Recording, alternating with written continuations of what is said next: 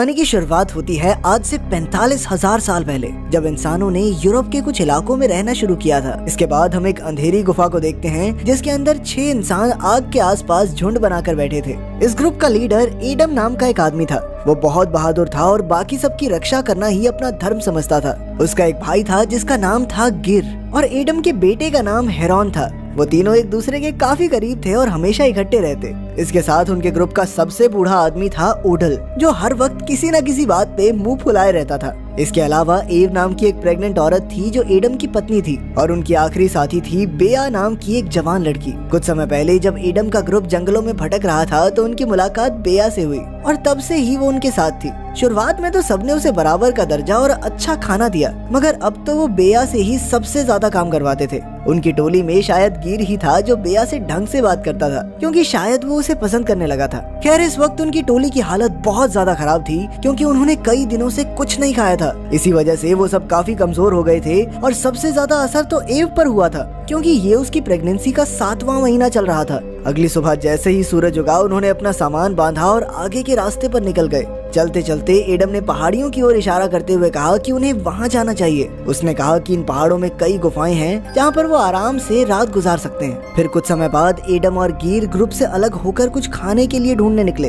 वो एक पहाड़ी की दूसरी ओर पहुँचे तो उन्हें एक मैमथ की हड्डियाँ दिखाई दी। ये देखकर वो सब घबरा गए, क्योंकि इसका मतलब ये था कि इस मैमथ से भी बड़ा कोई जानवर इन पहाड़ों में घूम रहा है। खैर, फिर कुछ देर और घूमने के बाद वो एक ऐसी जगह पहुँचे जहाँ से पूरा जंगल दिखता था। तब गिर ने कहा कि उन्हें जंगल से होते हुए आगे बढ़ना चाहिए, इससे उनका समय भी बचेगा और रास्ते में उन्हें शिकार के लिए कई जानवर भी मिल जाएंगे। लेकिन एडम ने उसी वक्त इसके लिए इनकार कर दिया, क्योंकि उसका मानना था कि ये जंगल बेहद खतरनाक है। उसे शक था कि मैमथ का शिकार करने वाला जानवर इसी जंगल में घूम रहा है। उसने ऐलान किया कि वो जंगल के बीच से नहीं बल्कि उसके किनारे से निकलेंगे, चाहे इस वजह से उन्हें कुछ दिन ज्यादा न लग जाएं। उस रात दोनों भाई खाली हाथ वापस लौटे, क्योंकि उन्हें शिकार के लिए कोई जानवर नहीं मिला। उन्होंने मैमथ के बारे में किसी को नहीं बताया, वरना वो घबरा जाते। उनके पास कोई गुफा भी नहीं थी, इसीलिए उन्हें बाहर ही आग जलाकर बैठना पड़ा। फिर कुछ देर बाद उन सबको दूर से किसी के बुरी तरह चिल्लाने की आवाज सुनाई दी। एडम और गिर को लगा कि शायद ये वही शिकारी जानवर होगा जिसने मैमथ को हराया था।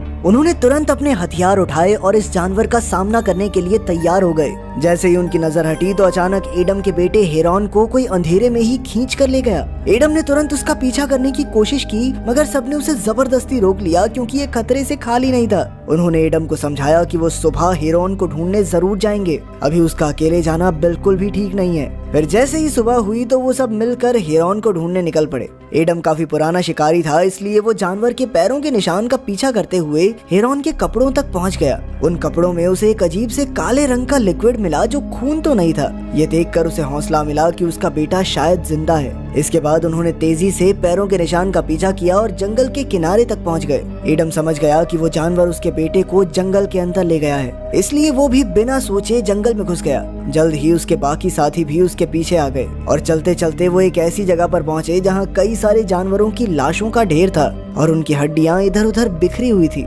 इससे पहले कि वो जानवरों का मांस खाते, अचानक उन्हें किसी के जोर से चीखने की आवाज आई। इससे वो सब इतना डर गए कि अचानक घने जंगलों की ओर भागने लगे और फिर जल्द ही रास्ता भटक गए। अब रात भी बहुत हो चुकी थी, इसलिए उन्होंने यहीं आग जलाकर रात गुजारने का फैसला किया। तभी ओडाल ने हमेशा की तरह बेया पर इल्जाम लगाना शुरू कर दिया। उसने कहा कि जब से ये लड़की हमारे ग्रुप में शामिल हुई है, कुछ अच्छा हो ही नहीं रहा। वो तो चाहता था कि सब बेया को धक्के मारकर यहाँ से निकाल दें। लेकिन इससे पहले कि कोई कुछ कहता, एक बार फिर उन्हें उसी रहस्यमयी जानवर की आवाज सुनाई दी। जैसे ही वो आवाज उनके बहुत करीब आ गई तो एडम ने उसी दिशा में अपना भाला फेंक के मारा, लेकिन उसका निशाना सही जगह लगा नहीं। तब वो समझ गए कि ये जानवर बहुत तेज और फुर्तीला है। वो जानता था कि लीडर होने के नाते अगर उसने सही कदम नहीं उठाया तो इसका खामियाजा पूरे ग्रुप को भुगतना होगा। फिर उसने एक भाला उठाया और चुपके से अंधेरे में आगे बढ़ने लगा ताकि वो उस जानवर को खत्म कर सके। लेकिन शायद यही उसकी सबसे बड़ी गलती थी, क्योंकि अचानक किसी ने पीछे से उस पर जोरदार वार कर दिया। वो बुरी तरह चिल्ला चिल्ला कर मदद मांगने लगा, पर उसके साथी बेहद डरे हुए थे। कुछ देर बाद जब उसकी चीखें बंद हुई तो गिर अपने भाई को ढूंढने निकला। जैसे तैसे उसे एडम मिल गया और गिर उसे उठाकर आग के पास वापस ले आया। मगर जैसे ही सबने एडम का चेहरा देखा तो वो समझ गए कि एडम शायद ज्यादा देर जिंदा नहीं बच पाएगा। असल में जिसने भी उस पर हमला किया था उसने एडम का चेहरा फाड़कर उसके शरीर का एक अंग नोच लिया था। आखिरकार बेया ने एक पत्थर उठाया और एक ही झटके में एडम पर हमला करके उसे इस दर्द से आजाद कर दिया। इस दिल दहला देने वाले हादसे के बाद सब पूरी तरह टूट चुके थे। अपने पति को खोने के दुख और भयंकर भूख की वजह से एव तो वहीं बेहोश होकर गिर पड़ी। तभी बेया ने कहा कि उन्हें एडम का मांस खाकर अपनी भूख मिटा लेनी चाहिए। ये सुनकर सभी हक्के बक्के रह गए, पर अब उनके पास कोई और चारा नहीं था, इसलिए आखिरकार वो सब मान ही गए। बाकी सबने तो जैसे तैसे खाना खा लिया, मगर गिर अपने ही भाई का मांस खाने की हिम्मत नहीं जुटा सका।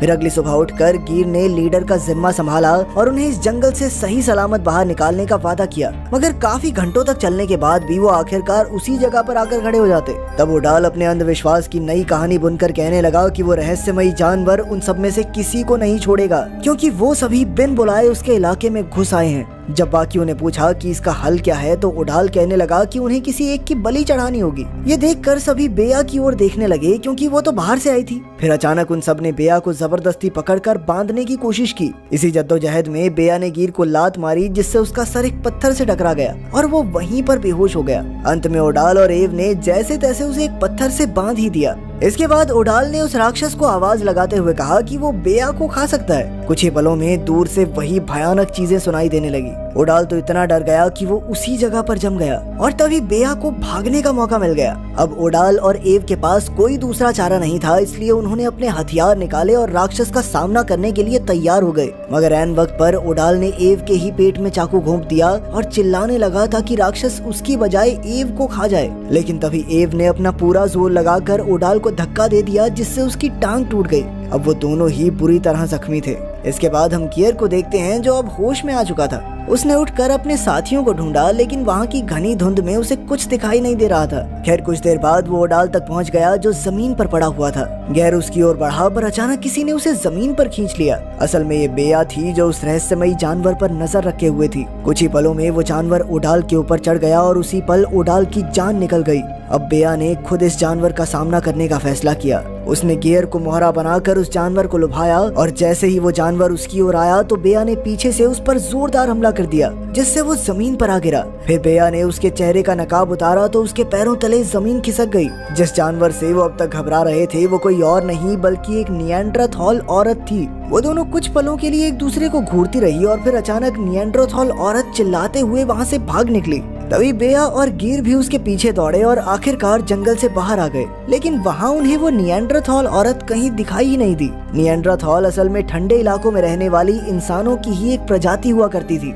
जो आज के दिन जिंदा तो नहीं है, लेकिन उनके कंकाल हमें जरूर मिले हैं। अब बेया और गिर को समझ नहीं आ रहा था कि आगे क्या किया जाए। गिर ने कहा कि उन्हें अपने असली इलाके में वापस चले जाना चाहिए और वहाँ जाकर बच्चे पैदा करने की कोशिश करनी चाहिए। लेकिन बेया चाहती थी कि वो उस निएंडरथॉल औरत का पीछा करें। उसका मानना था कि निएंडरथॉल लोग उनसे ज्यादा आधुनिक हैं और उन्होंने शिकार करने और खेती बाड़ी के नए तरीके इजाद कर लिए हैं। गिर कहने लगा कि ये खतरे से खाली नहीं होगा, पर इस पर बेया ने जवाब दिया कि वो वैसे भी भूख से मर ही जाएंगे, इसलिए उन्हें आखिरी कोशिश जरूर करनी चाहिए। ये सुनकर गिर मान गया और वो दोनों निएंडरथॉल औरत के पैरों के निशान का पीछा करने लगे। कई घंटों तक पहाड़ों की चढ़ाई और खतरनाक नदियां पार करने के बाद वो एक जगह पहुंचे जहाँ कई गुफाएं मौजूद थी। अब उन दोनों ने अलग अलग दिशाओं में जाने का फैसला किया। जैसे ही बेया एक गुफा में घुसी तो अचानक एक निएंडरथॉल आदमी ने उस पर हमला कर दिया। वो बेया का गला दबाने लगा और जल्द ही वो बेहोश हो गई। लेकिन ये सिर्फ एक चाल थी। जैसे ही उस आदमी ने बेया की गर्दन छोड़ी तो अचानक बेया ने एक तीखे पत्थर से उस पर जोरदार वार कर दिया,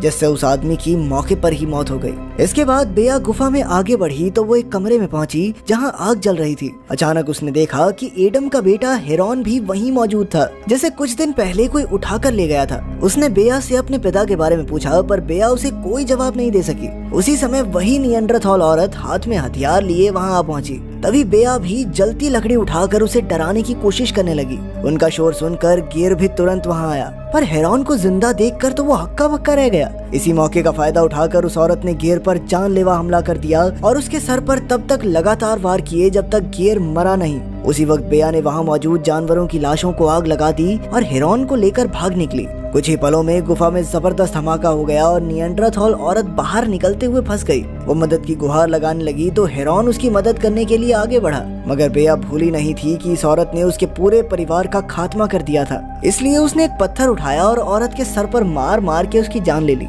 ये देखकर हेरोन फूट फूट कर रोने लगा, क्योंकि उस औरत ने उसे अपने बच्चे की तरह ही रखा था। मगर जब बेया ने उसे बताया कि इसी औरत ने उसके पिता एडम की जान ली थी, तो हेरोन की आंखें खुल गई। आखिरकार बेया और हेरोन एक और गुफा में घुसे, जहां उन्हें ढेर सारा खाना और आधुनिक हथियार मिले। खैर, इसके बाद उन दोनों ने अपनी नई जिंदगी की शुरुआत की और यहीं कहानी खत्म होती है। अगर वीडियो पसंद आई तो लाइक कर देना, चैनल को सब्सक्राइब कर देना। मिलते हैं अगली वीडियो।